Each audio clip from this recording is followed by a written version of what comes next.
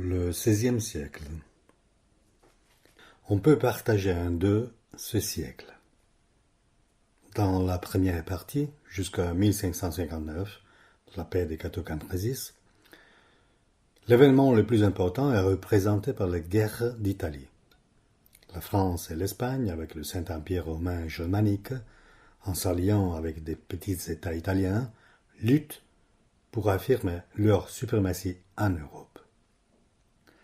La seconde partie du siècle est par contre marquée par les conséquences de la réforme protestante et de la contre-réforme catholique.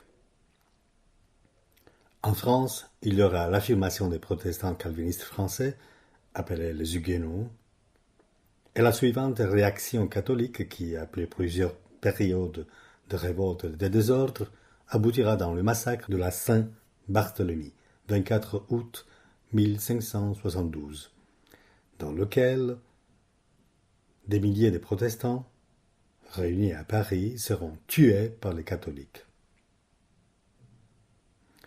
Le XVIe siècle sur le plan culturel en France.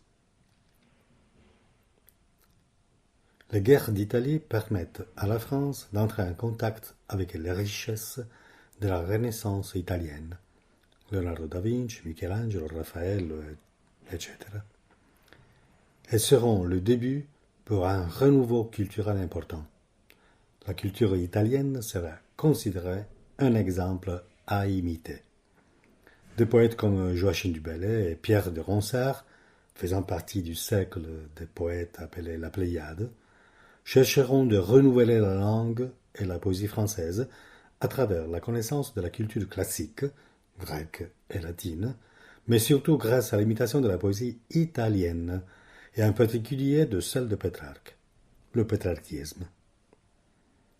D'autres personnages illustres de la culture française, François Rabelais, il écrit les célèbres romans de Gargantua et Pantagruel, et le philosophe Michel de Montaigne.